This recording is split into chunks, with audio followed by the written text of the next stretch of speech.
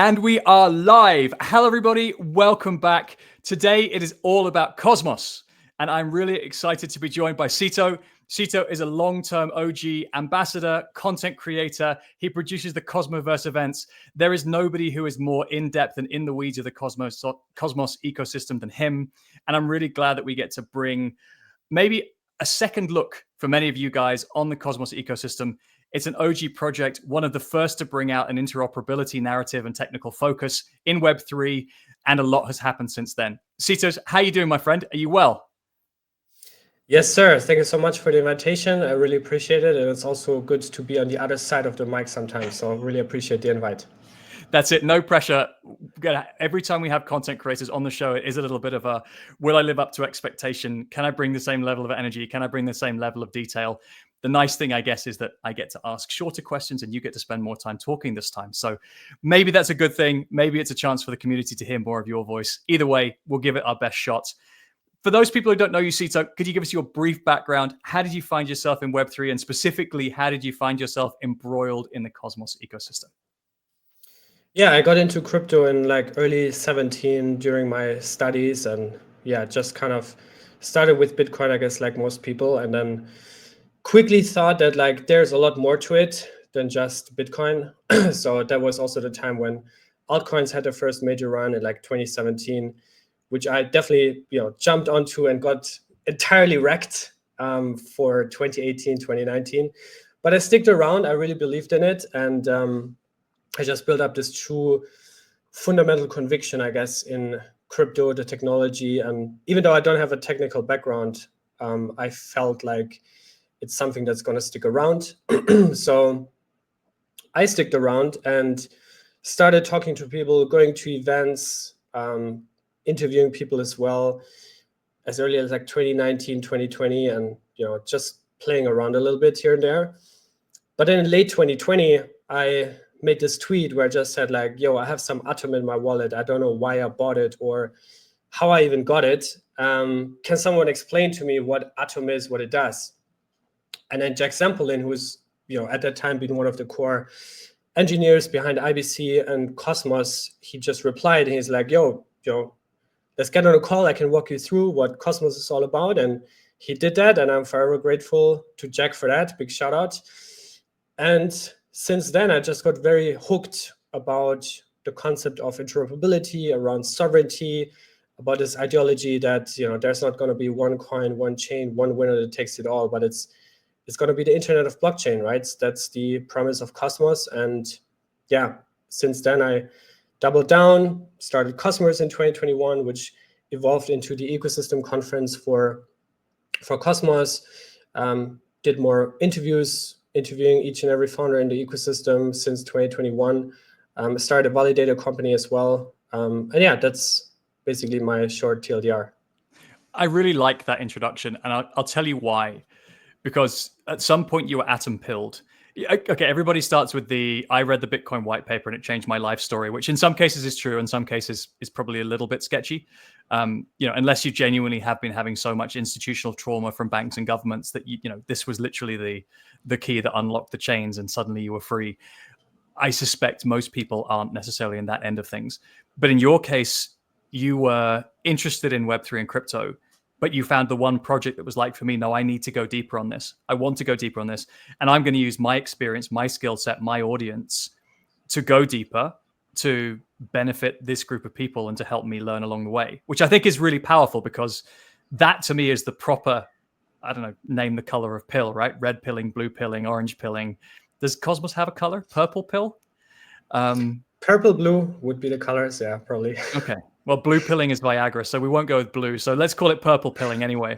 And at this point, you receive the calling. And the nice thing is, I think a lot of Web3 ecosystems, Polkadot being one of them, and I've spent my time in Polkadot. I remember the Polkadot versus Cosmos years, where it's like, which interoperability chain is going to win? The reality is both won. IBC is widely used and widely adopted. Substrate as a blockchain platform or as a platform for launching chains is widely used, widely adopted.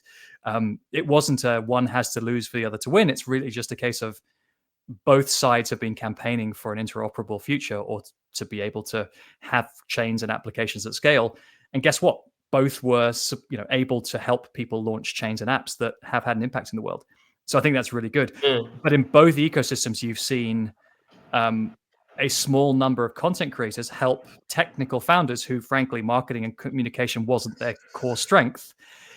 You've been able to help them reach a wider audience. You've been able to tell stories. You've been able to help reach and create community-focused events that bring people together, that allow the community to be stronger, to forge collaborations, et cetera, et cetera. Space Monkeys in the Polkadot ecosystem, the Kusumerian in Polkadot is doing a very similar role. And this is hugely underappreciated in a decentralized ecosystem. So shout to you for doing it, first things first, because it is underappreciated. The non-technical side of Web3 communities are probably seen as the lesser species in some cases, depending on who you talk to.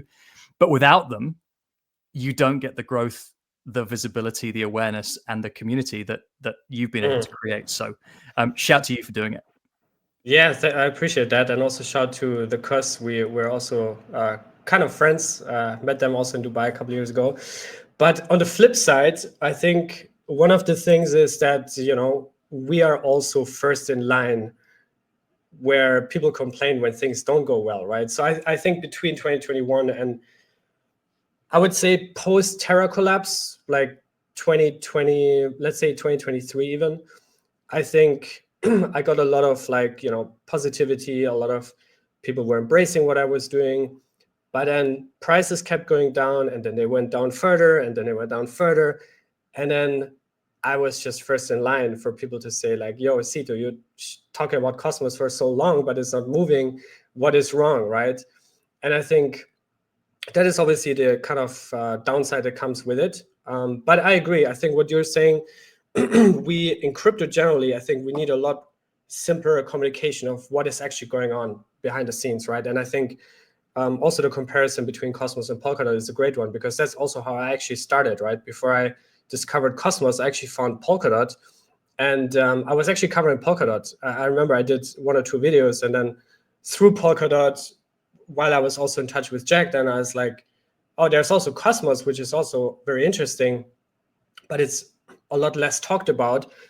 So let me cover that as well and maybe draw some comparisons. And I think as you were highlighting, there's, they were trying to fix the same thing, and they're both still around today, but they both started at a different end of the spectrum. So while Polkadot built out a shared security platform, had this parachain kind of auction model and all these kind of things, Cosmos focused on building out this public good called IBC from the get-go and delivered that, and has been in production now for the past 5 years, battle tested, robust, integrated in 100+ chains. But now Cosmos wants to basically do more of what Polkadot did in the beginning, and Polkadot, I guess, wants to do more of what Cosmos did 5 years ago. So it's all kind of merging. And even Cardano ecosystem, right? Cardano has now, I guess, implemented this kind of governance framework, governance model, which was also something Cosmos has focused on a lot in the early days.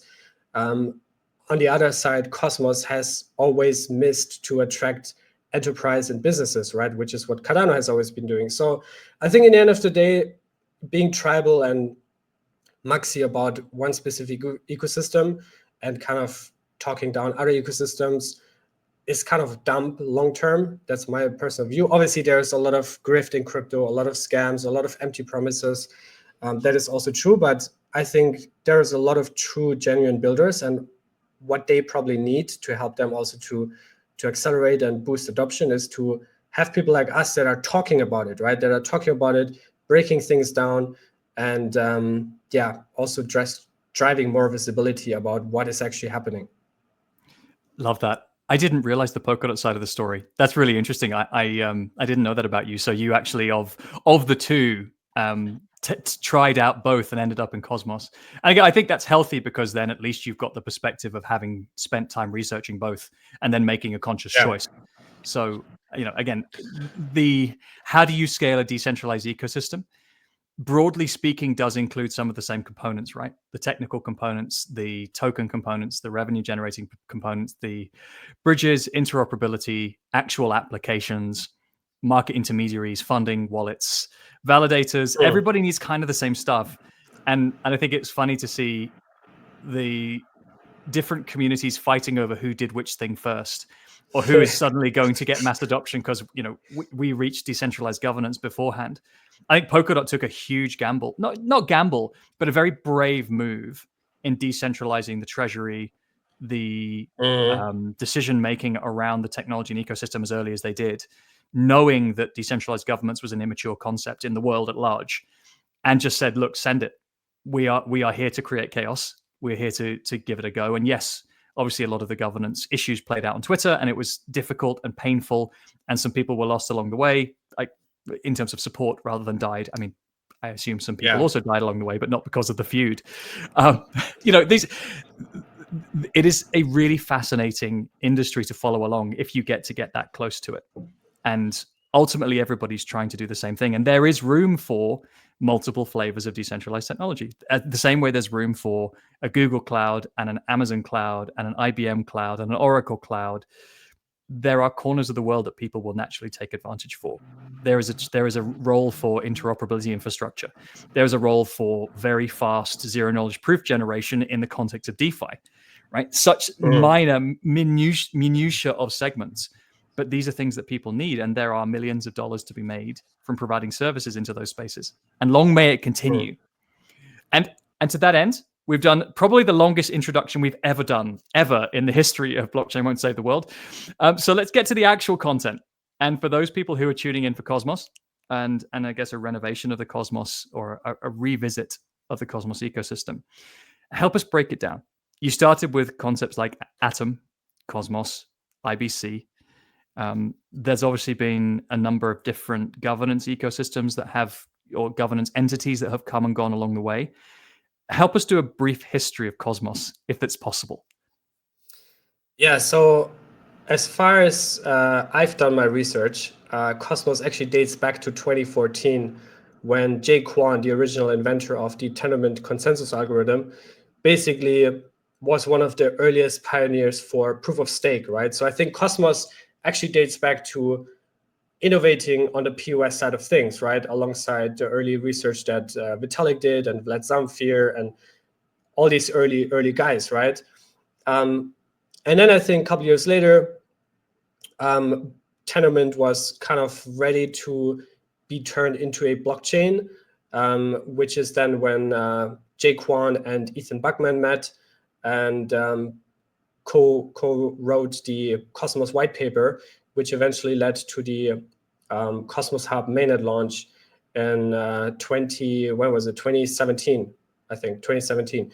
And yeah, I think since then, the Cosmos Hub has been one of the most battle-tested chain out there. The mother chain of Cosmos, the one that also bootstrapped IBC, the interoperability protocol, which came later, came in 2021, I think. Probably mixing up some of the some of the dates here, but we'll fact check this afterwards. And if anyone in the comments wants to weigh in saying no, actually it was 2020, or no, actually it was different, that's what the comment section's for, guys. I just also got back from an intense trip, so I might be still not 100%.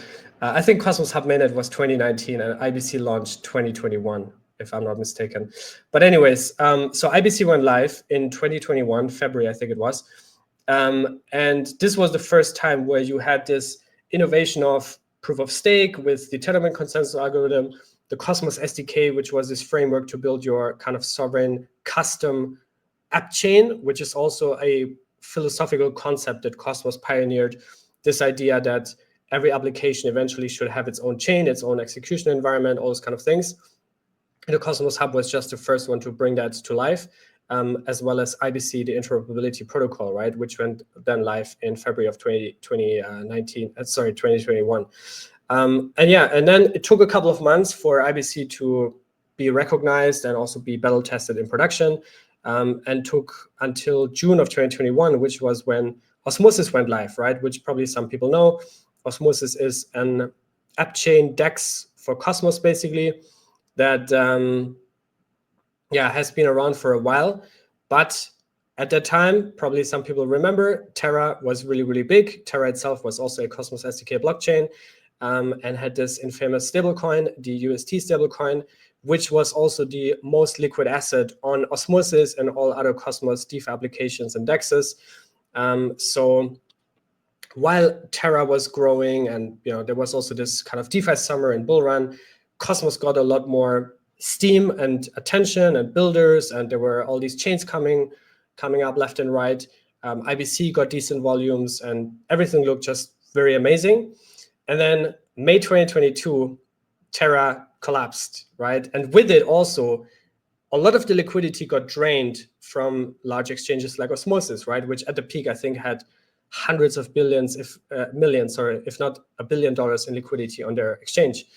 So that dried out basically overnight and caused a huge void of liquidity within the ecosystem, considering the largest stablecoin just vanished. And of course, it also killed momentum, it killed sentiment. At the same time, the bear market kicked in.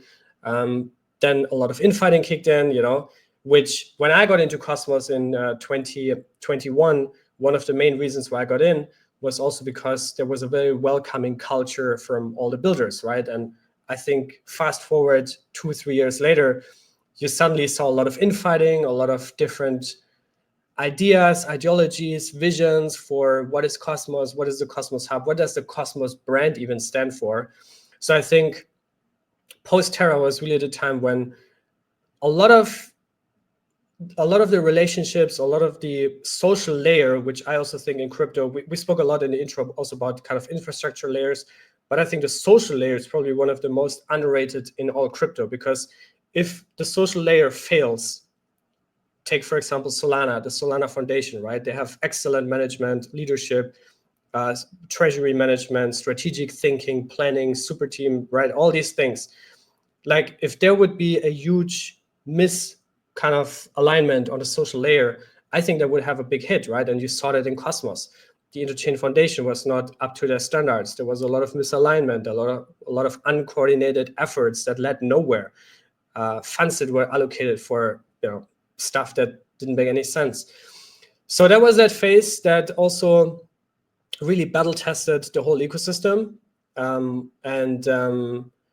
the same time, I think it also has shown that the basic assumptions of Cosmos, which goes back to sovereignty, interoperability, were really proven, right? Because the Terra collapse, while it affected liquidity, of course, it did not affect the uptime of the Cosmos Hub or any other chain in Cosmos. So I think there's always two sides of the story, right? One is like, okay, it killed momentum, liquidity, the social layer, but at the same time, it also has proven the concept, the basic assumptions of Cosmos, sovereignty, interoperability, which is really the core of Cosmos, which probably is good for the long term.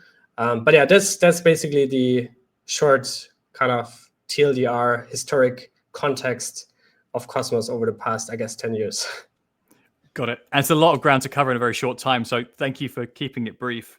And again, I think one of the overarching observations in the recent trials and tribulations of Web3 has been the tech very rarely fails.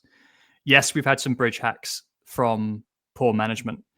Yes, we've had some exchanges or venture capital firms found to be wanting, but that's not a failure of technology. That's a failure of governance or of human ethics or whatever you care to call it. There have been very, very few examples where blockchains themselves have been found to fail. Some of them have paused block production from time to time, but broadly speaking, we haven't seen that much by way of well-designed technology failing. And I think IBC is testament to that. So fast forward to 2025, and I don't want to oversimplify it by saying that Cosmos is under new management, but there has been a shakeup in the ecosystem. We have seen people come and go. Where are we now with Cosmos? Okay, so sometime last year, there were concrete plans to say something needs to change for the main organization in Cosmos, which is the Interchain Foundation, right? That's the organization that did the original Atom fundraiser, which I think raised $18 million. And this was raised in Bitcoin and Ethereum, which since then went through the roof. So they had like 400 million, I think, or $250-300 million of assets. But again, what I said earlier, misalignment, all these kind of things. So last year there were concrete plans to say, okay, we have to restructure this. Ideally, we have new leadership, fresh, new, ambitious builders that are well respected by the industry, that have a proven track record. And this eventually led to the acquisition of the Interchain Foundation, or by the Interchain Foundation, of Skip Protocol. Skip Protocol being a product that was built in Cosmos. They were building Oracle networks and did a lot of MEV research and all these kind of things. And the two founders of that company, Mac and Barry, with that acquisition also became co-CEOs in what would become the operational arm of the Interchain Foundation called Interchain Labs. So basically, ICF acquired Skip Protocol and renamed it into Interchain Labs. With Mac and Barry, again, two super ambitious, product-oriented, which is also very important, product-oriented guys that are just hustling, grinding 24/7. And they brought in that fresh new wind, right? And with that, they also said, okay, we're going to consolidate a lot of the core stack development, because until that acquisition, you have to think about, the Cosmos tech stack has a lot of different elements, right? There's the Cosmos SDK, there's the Tendermint consensus algorithm, now called Comet BFT, there is IBC protocol, and there's also Cosmos Hub development, right? And until that acquisition, all these parts were basically led by independent teams that all got funding from the Interchain Foundation. Post-acquisition, the new leadership said, we're going to take all of these tech stacks in-house, including Cosmos Hub development, no more funding for external teams. We're going to do everything on our own, right? But we're going to take over some of the team members from all these other teams to work with us. But we're all going to work from the same organization, behind a shared vision, strategic plans, and all these kind of things. And that's exactly what they're doing now. Since it's only 7 months that they announced the acquisition, so it's still early, but you already see some signs about more cohesion, more alignment, a more aggressive product-oriented roadmap that is being presented, both for Cosmos collectively, which includes the tech stack, but also for the Cosmos Hub as the mother chain in the ecosystem. I really like that. And again, it's maybe some decentralization maxis or some blockchain purists might say, how dare you centralize is probably not even the right word. It's probably just more about methods for coordination. But how dare you centralize development activity? Everything should be open and available to be developed on by multiple different parties. I think the reality is, in most layer ones, there is some sort of dominant engineering entity that exists. Yeah. Input output in Cardano, parity in Polkadot, and you can go on and on and on. Fully decentralized development of something as important as a protocol with as much value at stake in the billions of dollars does not tend to get sent out to the edge.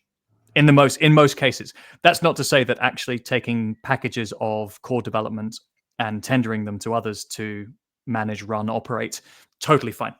But if you're trying to reconfigure around a new direction, that's going to be very hard if you have a large number of entities or if you spread yourself too thin. And you've seen a number of other ecosystem and growth entities where the funding is in one organization and the engineering is in the second organization and the go-to-market's in a third. Unfortunately, whether we like it or not, the separation of those entities creates disagreement, creates gap of communication, creates silos. And then you end up with slower progress than you might like, rather than if you 100%. had coordinated better, shall we say. I don't want to say centralized because I feel it's not the right word to use in this particular case. And so you now have a renewed roadmap, a coordinated, tighter group focused on IBC, Cosmos Hub, and the roadmap. What can we look forward to next? What are some of the things that the guys are looking to fix or to bring to Cosmos that we didn't have before? I think the first thing that everyone that is still in Cosmos today wants to fix, led by the Interchain Labs team, is the vibes and the sentiment and the cohesion within the community, which again is for me, one of the most underrated things in crypto is to keep the social layer together. And I think this is something that, you spoke earlier about governance as well. And Cosmos has had open governance since 2020, and it's been a disaster in many ways because there was so much infighting about all these proposals, and a lot of the technical decisions, roadmaps, funding requests that caused so much drama. And like, we still have open governance, right? Has not gone away and will never go away. It's part of decentralization. But I think having a more, as you mentioned, coordinated roadmap, I think this definitely contributes to enhance and restore some of this positive sentiment, and also get people to rally behind a shared vision. I think this is very, very important. And if you look at Solana, for example, they have absolutely mastered that, right? They have absolutely mastered building an army of people all over the world, led by also efforts like Super Team, which I'm a big fan of, that whole concept, how they have structured that. And it's just impressive. So I think this is the first thing, fixing the social layer. And obviously on the technical roadmap and product releases, I think one of the most exciting things is the fact that the Cosmos Hub, which has always been this very minimal hub that doesn't really do much, all the people, all the stuff that you can do as an Atom user is basically to stake it and compound it, right? So there's no actual usage. But now with this new leadership, and also due to the fact that Jay Kwon, the original founder, there was also some drama between him and the Interchain Foundation. He forked and basically has his own chain now called Atom One, which is a whole different topic. But so there's like a very clear pathway right now for the Cosmos Hub to become a solid app layer and build out its own application ecosystem with the implementation of permissionless EVM that is coming sometime in the next 2 or 3 months. And with that, they also want to launch a native DEX. They want to launch native kind of DeFi primitives, lending protocol, all the kind of basic stuff. And then also they want to really double down on bringing IBC Eureka, which is V2 of IBC, that makes it compatible to Ethereum, to really bring that to the market and also build a business model for Atom around that. And the way this could work or look like in the future is that, enterprise, governments, any debt developer can build an application directly on a Cosmos Hub or as a sovereign L1 in Cosmos, plug into IBC Eureka, which routes IBC traffic through the Cosmos Hub. Because that's also been something that has always been criticized for Cosmos, is that there's no value accrual for Atom, because you don't really need Atom for IBC transactions. So those are the things that they are trying to fix. Number one, social layer. Number two, permissionless EVM contracts on the Cosmos Hub. And number three, bringing IBC Eureka to the market, which enables compatibility to Ethereum and also establishes a business model for Atom. And I think those three things alone could have an impact to kind of restore interest in Atom as an asset, in the Cosmos Hub as a competitive blockchain. And even though it lost a lot of ranks on CoinGecko, CoinMarketCap, it's still in the top 100, right? Even though it never really had true leadership, no coordinated roadmap for the past 6 years, it's still in the top 100. And I think that alone is an achievement, even though, of course, I wish it was in the top 10, but maybe we'll get there one day. Who knows? That's fascinating. I love that the first thing that you said was vibes. Not just a sign of the times, but also something that actually, if you want to have decentralized marketing communication of what you're building, you need to be able to describe what it is, what it's doing, why is it interesting in the world, why did we do this? I think in 2025, if you go out saying we've got a better blockchain than you, and I've seen some people try and do this, I don't think that's compelling enough anymore. 2017, 2018, or even maybe a couple of years after that, when people were still just excited by the idea of blockchains, you could probably get away with saying, well, you like blockchains, right? Well, this one's better, and I'll tell you why. It's like, yeah, we've had 8 years of that now, or 10 years of that now, and we've got too many blockchains. So why do we need one more? Why is your one more blockchain going to be better than all the other blockchains I have that have had more time doing stuff and building stuff and growing an ecosystem and raising funding and so on? I don't think that's compelling anymore. And so to be able to go with the community and say, you know what it is, we are actually going to fix some real problems. And those could be blockchain problems. It could be saying, you know what, we don't think that it's easy for Ethereum and other ecosystems to work together. Or we think it's difficult for blockchain applications to plug into the rest of the web. And we need to meet the rest of the web where they are, because it's clear we haven't been able to migrate the rest of the world to Web3, and chances are we may never do that. Therefore, we need to come up with something different. We need to come up with a different story. I think that matters almost more than anything, because if people can advocate for what you're doing, if they can buy into the idea, there are still people in the Cardano community who are steadfast that their engagement with Charles or the community changed their life because they believe that blockchain will free Africa, or because they believe that they're going to build a better XYZ. Now that the proof points for that may be lacking, but at least they still have belief and they're still steadfast in that belief. You need that if you're going to grow. So I'm with you on vibes. I'm also with you on business model. In fact, like it or not, I probably would have chosen business model first before vibes, but that's just how I'm wired, right? That's the sort of person that I am, is that there are so many applications or collaborations that have existed in the past that obviously got some treasury funding and then went out and guys, did something, but it was patently obvious that that application or business idea should have died on paper before anybody ever got near an MVP, because there was no revenue model, and the revenue model can't be pump the treasury, pump the token, or at least it can't be just that, because I think the last 5 or so years have proven that it's not a never-ending token go up sequence. And those who got lucky early by having enough treasury assets, Cosmos being an example of that, were able to stick around and continue development. But for everybody else who didn't come with that kind of golden parachute, it's not that anymore. You have to build credible businesses. You have to actually gain adoption. You have to actually get users. And so we're in a very different Web3 in 2025 than we were then. So really interested in your take on that. And again, with it only being 7 months in, I think it's still pretty early, but at least there's aligned vision, which helps. Talk to me about some standout apps in the ecosystem. Now, I know you're not allowed to have favorites. No one is.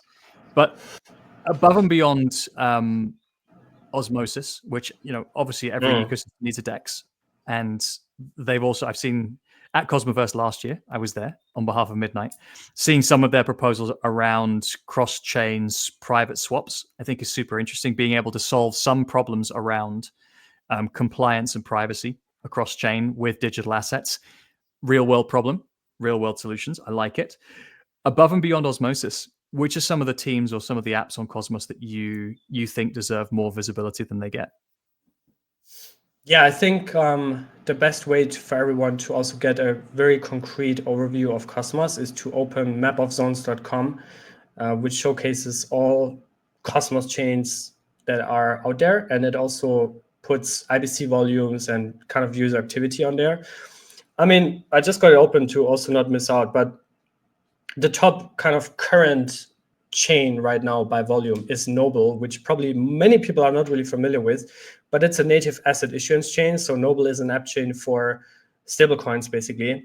They have native USDC issuance, but they also have their own stablecoin called USDN, the Noble dollar, which also fills that gap, closing that circle to the introduction about the Terra and UST collapse. So Noble is the one that actually now filled that gap.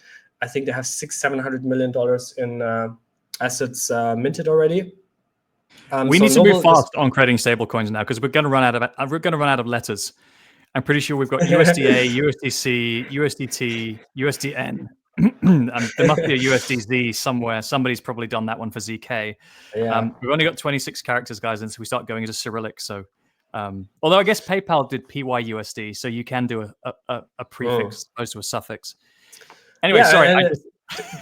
There's another one. I think that's like brand new kind of. I'm not even sure if that's like already decided or just kind of an early research or how do you say that? It's like still kind of in consideration. But Say Network, which is also Cosmos SDK blockchain, they were chosen by the state of Wyoming, I think, that they would issue their stablecoin on Say as well.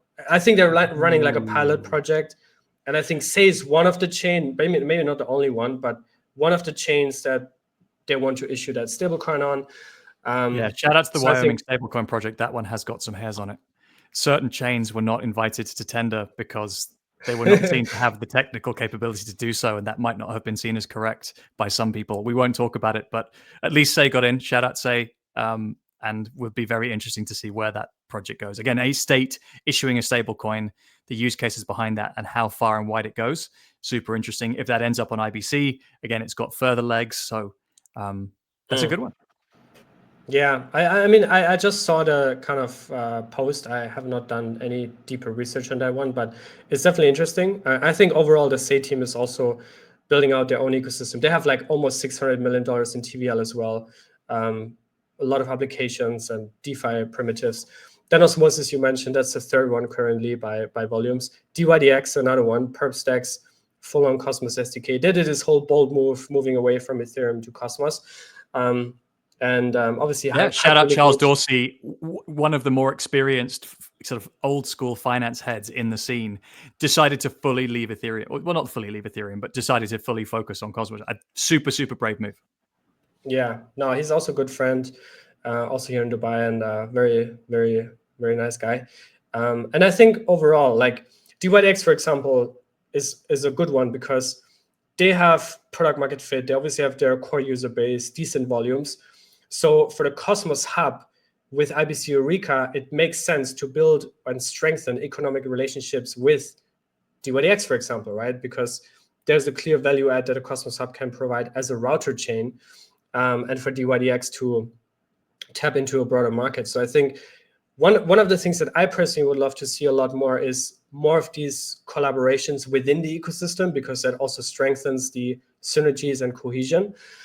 But yeah, that's DYDX. Then we have Stride, which is still the market leader for liquid staking in Cosmos. But I think liquid staking as a category has lost a little bit of steam. Also, more recently, not sure if this has been kind of already more publicly discussed, but there was a firm proposal by John Adler, one of the co-founders at Celestia, to basically replace or entirely remove the staking component on Celestia, which also is a Cosmos SDK blockchain. But Stride, that's why I mentioned it, is the biggest liquid staking provider for Celestia. So, you know, if we see more experimentation around different concepts on consensus, the consensus layer, to move away from proof of stake, I'm not even sure what that all means for liquid staking protocols like Stride, for example, which is also why Stride is kind of expanding more to building a DEX. And Stride is actually the team that is building the native DEX on the Cosmos Hub now. So definitely also an interesting project, even though I'm not sure about the future of liquid staking, generally speaking. Then we have Injective, another one that is fully Cosmos SDK based. They also implement the EVM. I think more focused on kind of finance use cases. Saga, another one. Initia, another one. Akash Network, I think one of the OGs for the compute space. Generally speaking, I think AI is also mostly innovated in Cosmos, considering that Fetch AI, or now the Artificial Superintelligence Alliance, Akash Network, they're all Cosmos projects. Nillion as well, you know, in the privacy sector. So I think there's so many projects to kind of highlight. My job is to communicate and document the growth and expansion of Cosmos. We also do tutorials here and there about DeFi stuff, about other projects that we can use. But it's just so vast that I think it's more about, okay, what are you more interested in? Is it privacy, right? Then you have to look at Namada, Penumbra, at Nillion. Is it more on the AI side, right? Then you look at Fetch, you look at Akash. Is it more mid-curve technical stuff, right? Then you look at, I don't know, chains like Celestia, right? So I think it really depends on what your focus is. One thing that I really want to see more, however, in Cosmos is a more of a focus on real products that people can use, right? For the end user, for retail, because Cosmos has been a very mid-curve ecosystem, focusing a lot on the infrastructure, the technical improvements, and all those kind of things. But I think now it's time to get slightly more left curve, I guess, for retail and people that don't really care about rollups and scaling and all those kind We've of built things. enough infrastructure at this point that it's time to start Yeah. talking about applications. And I guess that's hard, right? Exactly. When you are a chain of app chains and you go out with a message saying we want more chains, you're going to end up with more chains. And the challenge there is, well, if you're building chains with their own tokens or their own financial logic, you're going to end up in DeFi, or you're going to end up close to DeFi, or you're going to end up in primitives that enable DeFi, which is kind of where we are. It's where we've ended up, which I think is fine. But again, when we talk about what is going to get mainstream usage, personal experience from my limited time at VeChain so far, what gets usage is applications people are interested to use. So we've used some of the primitives from DeFi, from tokenization, and we focus around apps that include gamification of things that people want to do every day, or things that help people to improve their personal situation, their neighborhood, their economy, or the world more widely, if you want to go that far out. These are primitives that we have in every chain. These are things that are possible in every ecosystem. We have assets, we have tokenization, we have ledgers, we have automation, we have the ability for blockchains to meet AI, either in the data space or in the application space. It doesn't have to be AI on chain. It can just be blockchain and AI in app, and be able to try to create an experience or try to create an application that someone will actually use above and beyond just finance type alternatives or creating an alternative yield system to traditional banks. It's not impossible. It just requires focus. And if the ecosystem has been focused on building app chains and a DeFi ecosystem for the longest time and hasn't been told to do anything else, that's where it'll end up. So I guess it's a nice time to take stock and pivot. Maybe not pivot, but take stock and look at what's the next curve we want to go after. And I also think listening more to the user. And I think this is, again, like what Solana has really mastered as an ecosystem. Whereas in Cosmos, I think there's been a little bit of a disconnect between the Cosmos builders and the Cosmos users, right? They've been in their own bubble, and users have been like, what can we do? And now with this new leadership, I think for the first time you have the foundation actively reaching out to the community and say like, yo guys, what are your thoughts about this? What do you want? What do you think? How should we do this? How should we go about that, right? And I think this is super important. And yeah, hopefully also leads to products that people really want to use, where there's an actual demand for. Because a lot of times in crypto, you see devs building products that they think people would use, but actually no one demands those products, So yeah, it's super hard to do, right? Especially because blockchains are universal infrastructure. You can point smart contracts and tokens at literally anything you want. Every industry at this point has multiple blockchain and decentralized technology use cases that some have done well, some have done less well. Digital assets and finance have gone better because, broadly speaking, cryptocurrencies came out of finance or financial concepts, and the assets are digital. So you don't have to worry too much about real world process change or real world assurance or physical things moving from one place to another that you require something else in your application to solve. With IBM and TradeLens, it was the movement of vessels across the world and the amount of paperwork that goes with it. There's a lot of the use case around the digitization of that paperwork and that bureaucracy.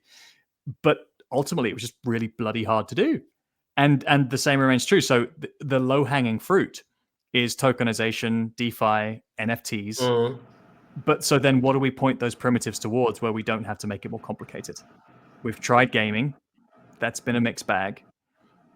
We've tried identity, but not a lot of people want to pay for identity unless it's identity in context.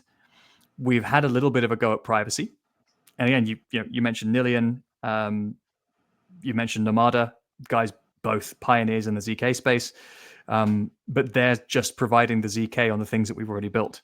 So I think the challenge with blockchain builders is that the blockchain builders know blockchains.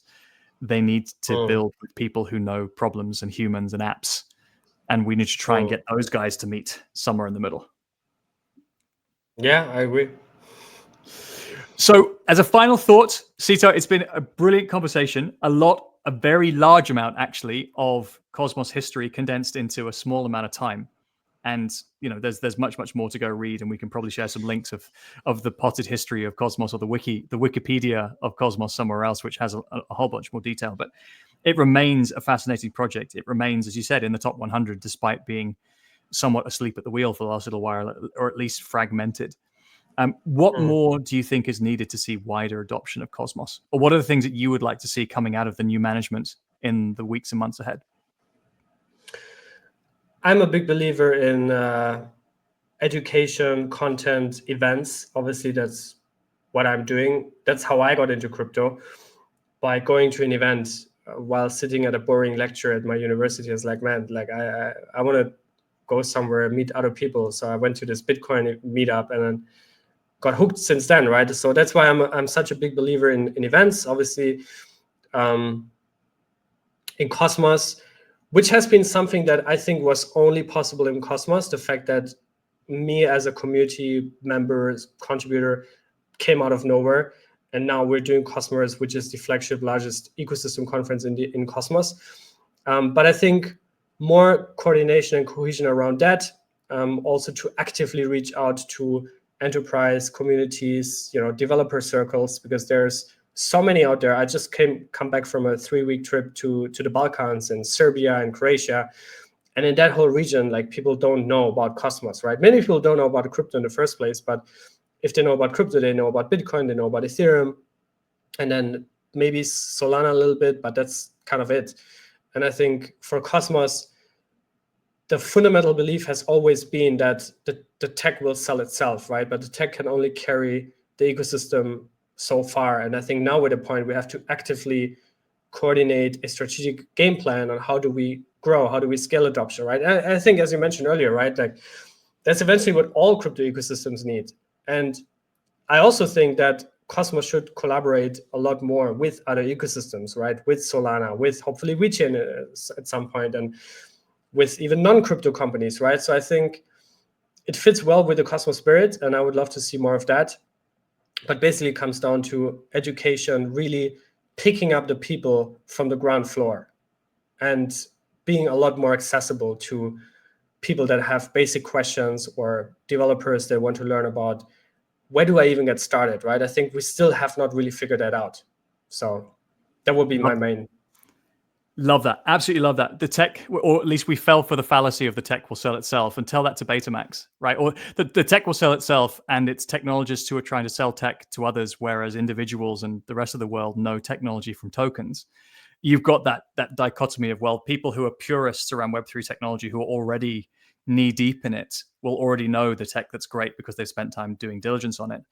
Everybody else who doesn't really care that much is then getting marketed to by purple pill technologists, which we've proven from this particular conversation aren't necessarily the best people that you want out there as your mouthpieces or your salespeople, which is why people like Cito exist in the world, because you don't want the tech people doing the sales and the marketing all of the time.